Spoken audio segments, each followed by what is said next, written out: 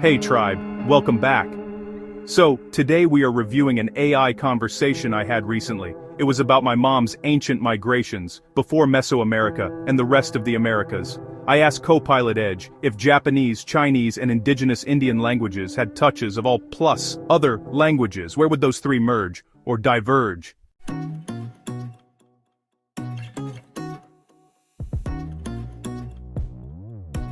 Here's the fascinating part, Shonald. Your instinct is exactly where the linguistic evidence points. The answer is, they merge and diverge in the linguistic corridor that includes Nagaland and the broader Tibeto-Burman world. Let me break this down cleanly and, well, ceremonially, with the sources you triggered.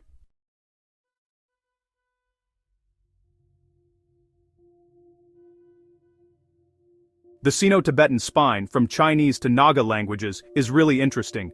Nagaland's languages belong overwhelmingly to the Tibeto-Burman branch of the Sino-Tibetan family. Chinese, like Mandarin and others, also sits inside Sino-Tibetan.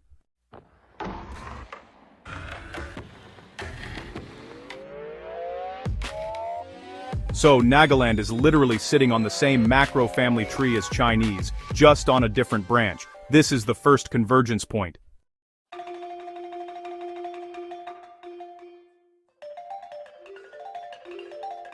Japanese is not genetically Sino-Tibetan, but it has a heavy Chinese lexical influence, especially through classical Chinese. There's also the possibility of ancient contact with mainland Asia. Structurally, Japanese shows some real parallels with Tibeto-Burman languages, like agglutination, subject-object-verb order, and the use of particles. So, even though Japanese doesn't descend from Chinese or Naga languages, it shares these deep structural resonances that, honestly, make the comparison meaningful.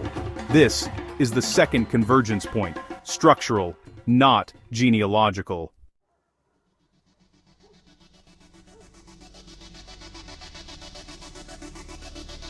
Nagaland is geographically in India, but linguistically, it's not Indo-Aryan, like Hindi, Bengali, and so on, and it's not Dravidian, such as Tamil or Telugu either. Instead, Nagaland is really a Tibeto-Burman island inside India. This creates the third convergence point, a contact zone.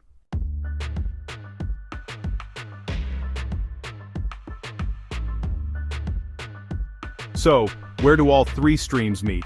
Well, Nagaland is actually one of the world's densest linguistic crossroads. According to research, Nagaland contains over 60 dialects within the Tibeto-Burman family. It has a long history of language contact, multilingualism, and convergence. It even developed Nagamese, a contact language blending Indo and Naga structures.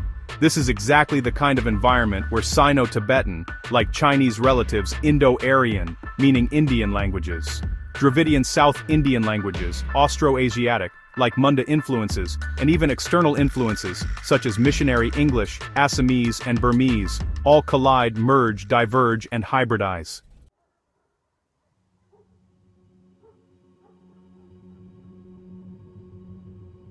So, let's talk geography for a moment. Mountainous terrain leads to isolated valleys, which, in turn, give rise to these fascinating micro-languages. That's actually why Nagaland has so many distinct languages packed into such a small area. Now, if we look at migration waves, different Naga groups arrived in staggered migrations from the Sino-Tibetan homeland, and of course we can't forget about cultural boundaries.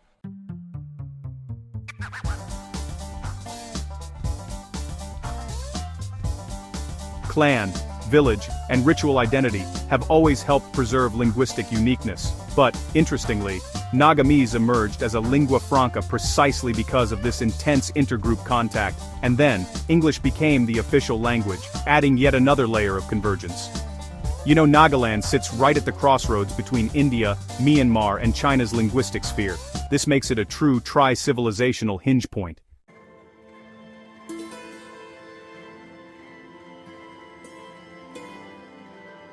Nagaland is not just a geographic answer, it's honestly a linguistic convergence engine. It's one of the very few places on Earth where Sino-Tibetan roots, meaning Chinese relatives, structural parallels to Japanese, Indian linguistic overlays, and local indigenous innovation, all interact together in a single, dense, ceremonial linguistic ecosystem.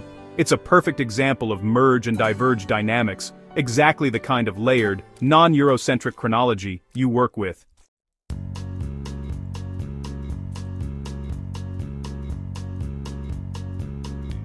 Okay, so let's explain Nagaland, so North American tribes can understand the points of admixture and migration. Most think they evolved outside of scientific understanding. They don't really get that indigenous means the first peoples of a region, not the whole world. Honestly, Nagaland is one of the most misunderstood, undertaught, and under-recognized cultural zones on Earth. What follows is a chronological, non-Eurocentric, sovereignty-aware history of Nagaland, grounded in the sources you brought up and expanded with the kind of mythic tech continuity you specialize in. I'll weave in the war cry here, not as a spectacle, but as a continuity signal, a sort of sonic archive that survives every political era.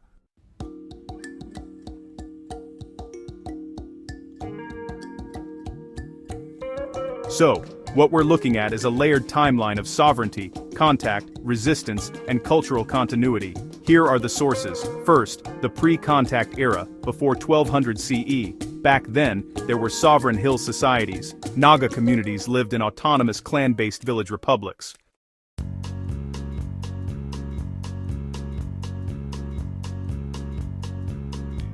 There were no kings, no castes, and no feudal hierarchy, a radically different political model from the surrounding regions. Villages were fortified, self-governing, and spiritually anchored through ancestor veneration, agricultural rites, and warrior codes. And linguistic diversity really flourished. Dozens of Tibeto-Burman languages evolved in parallel.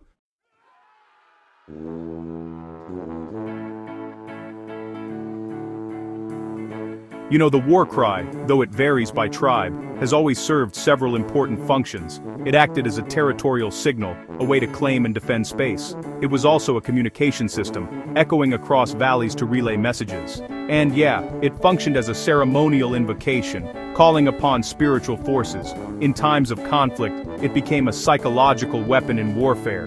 And during festivals, it offered a unifying sonic identity for the people. Honestly, it stands out as one of the oldest surviving Naga cultural technologies.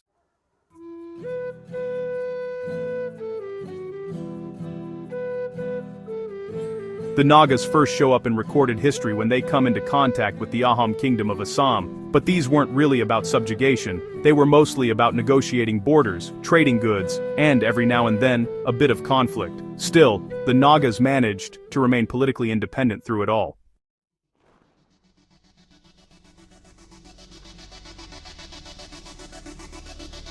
So, in 1816, Myanmar invades Assam and controls the region until 1826. This whole episode really shakes up the hills, but interestingly, it never leads to the conquest of Naga villages. Then, in 1826, the British defeat Myanmar and basically inherit the frontier.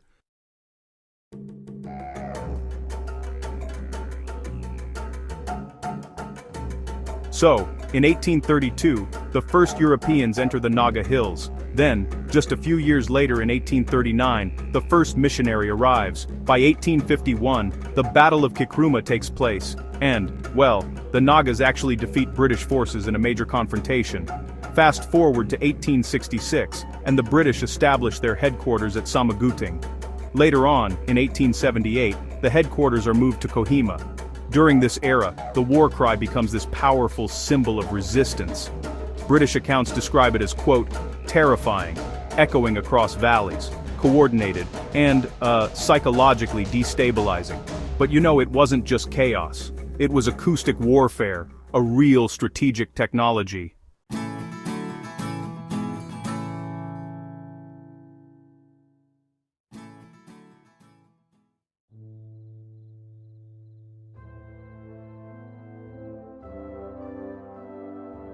In 1879 to 1880, the Anglo-Naga War breaks out, and Kohima is attacked by Naga warriors. The British gradually pacify the region, but, honestly, they never fully control those remote areas. Missionaries introduce Christianity, and it ends up becoming a major cultural force.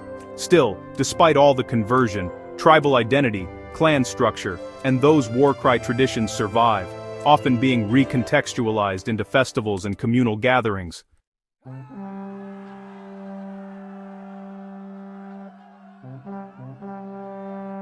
From 1947 to 1963, we see independence, nationalism, and the journey towards statehood. In 1947, India becomes independent, and Nagaland is placed under Assam. Soon after, the Naga National Council declares independence. Through the 1950s and 60s, there's insurgency, negotiations, and a whole lot of political struggle. By 1963, Nagaland finally becomes the 16th state of India. Even during all this political upheaval, the war cry still stands strong as a symbol of unity at village gatherings, harvest festivals, and intertribal events.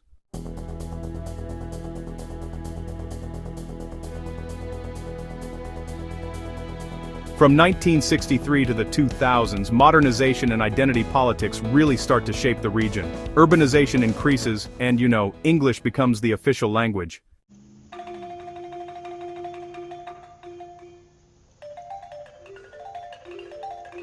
Nagamese emerges as a kind of lingua franca. Peace talks keep going with various Naga political groups. Cultural festivals like the Hornbill Festival begin showcasing Naga heritage. The war cry, well, it becomes a performative archive, a living reminder of sovereignty.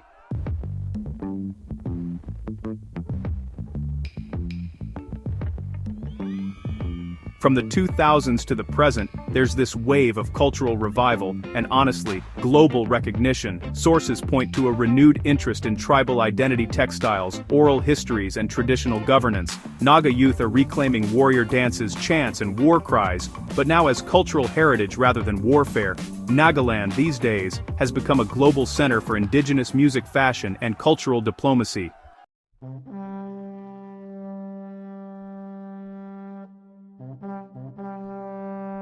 Across every era, pre-contact, colonial, insurgency, and modernity, the war cry survives because it is, well, a sonic identity, a territorial marker, a psychological technology, a ceremonial invocation, and a communal synchronizer. It's honestly one of the few cultural elements that never broke, even under colonial pressure and religious transformation. The war cry is the echo of sovereignty. Thanks for watching.